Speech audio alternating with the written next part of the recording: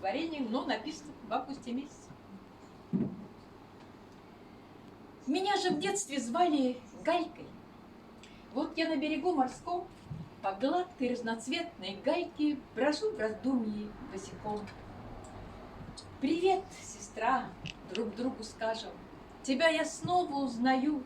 То ли я рукою гальку глажу, то ли она ладонь мою.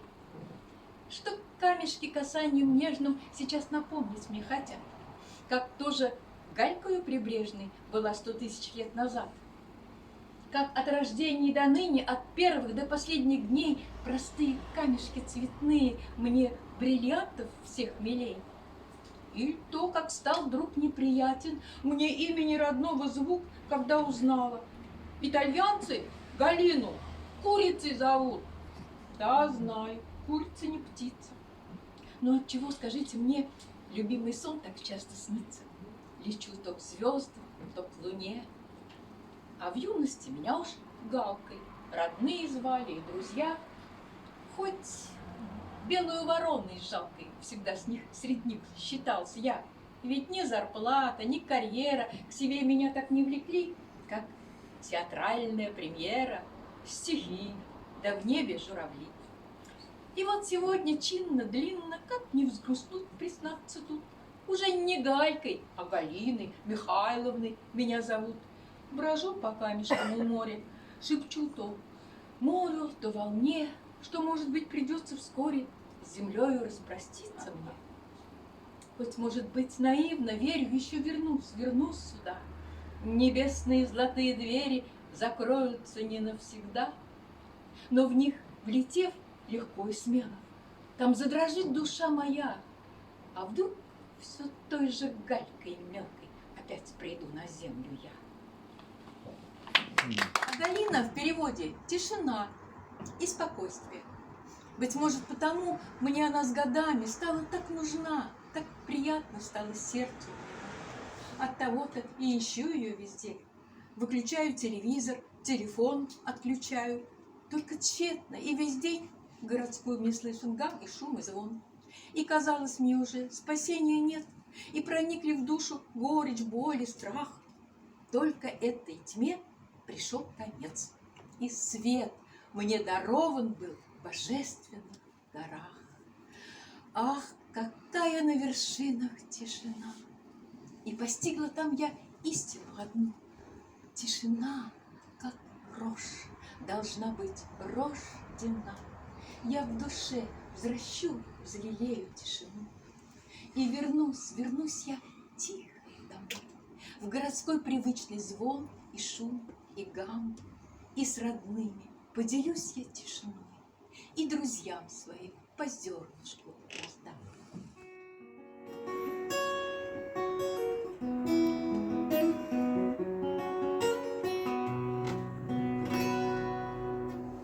Не обессудьте, люди, вам хвалебных слов. Пропел я много, а это песнь моя. Горам, лесам, морям, степям и Богу. Сегодня песнь пою ручьям, полям, горам и Богу. Слова им наши не важны, порой в них много слезной муки, идут из самой глубины души молитвенные звуки. Из сокровенной глубины души моей исходят звуки.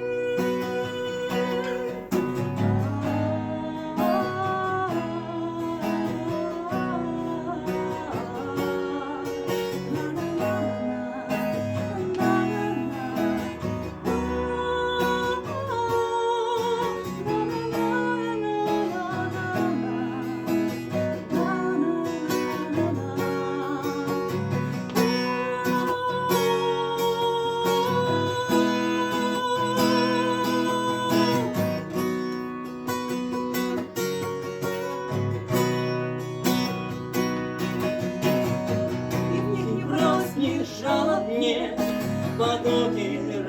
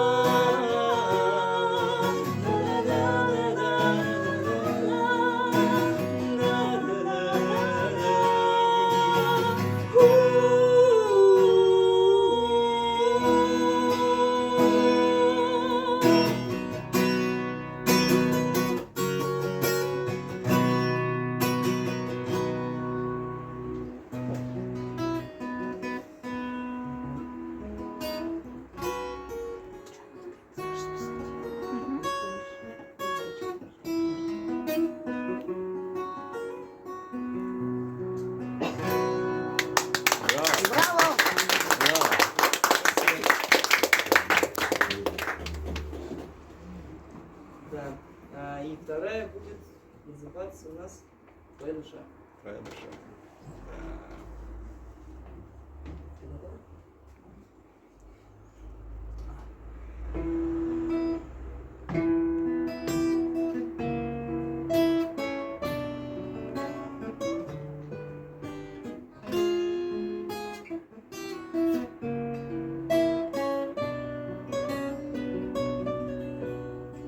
Твоя душа, как дальняя звезда, чей свет не каждый доступен глаз, доходит постепенно, не сразу, и нужна не всем, как и всегда.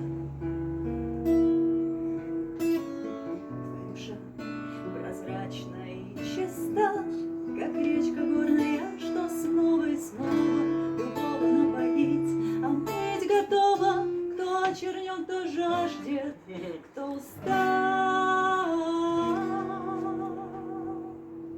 Ты океан любви, напоминание тем, кто забыл. Ты океан любви, напоминание тем, кто забыл. Твоя душа, как озеро в лесу, к нему иду отдохновенья ради и тишины зеркальной водной глади, там каждый лишь свою увидит суть. Твоя душа открыта широка, вольна как степь, чью красоту, однако, увидит не любой, а плюнет всякий, кому невеликом злоба велика. Ты океан любви, напоминание тем, кто забыл. Океан любви, напоминание тем, кто забыл. Твоя душа, как православный храм, в котором всем всегда открыты двери. Кто свят и грешен, верит и не верит, войдет и увидит и натопчет там.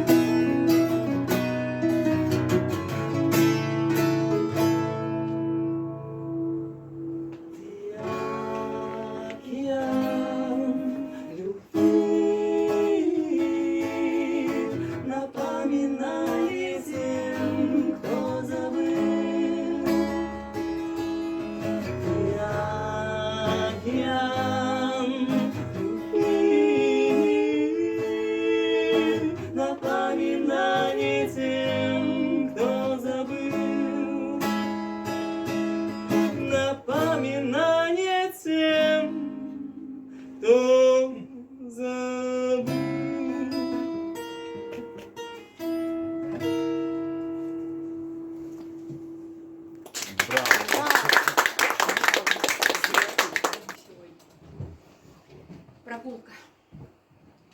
Выгуливала девушка кота. Красивого, холеного, большого. Был рыжим от усов и до хвоста. И как персидский царь, приважно шел. Он солнце принимал тепло и свет как должное, как дань своей персоне. Обильный, вкусный должен был обед предшествовать дневному моциону. А в стороне бездомная орда его собратьев грязным полукругом за ним следил взглядом. Никогда голодный сытым не поймет друг друга. Он важно мимо шел. У них же нет такой червонной мантии роскошной. Он не заметил, как пошла во след невзрачненькая серенькая кошка. Остановился, будто поражен небесным громом навсегда и сразу, когда увидел изумленный он два соблазнительно зовущих глаза. Кот со своих пушистых ног мечте навстречу радостно рванулся, но тут всегда послушный поводок хозяйскую рукою натянулся. Кот рвался, упирался, и притом к избраннице своей стремился так яростно размахивал хвостом, что стал похож на рыжую собаку. Забыл он и про гордость, и про спесь, такого раньше не бывало сроду. И, вероятно, он впервые здесь почувствовал кошачью несвободу. А в стороне бездомная орда его собратьев грязным полукругом за ним следила взглядом. Никогда раб и свободный не поймут друг друга.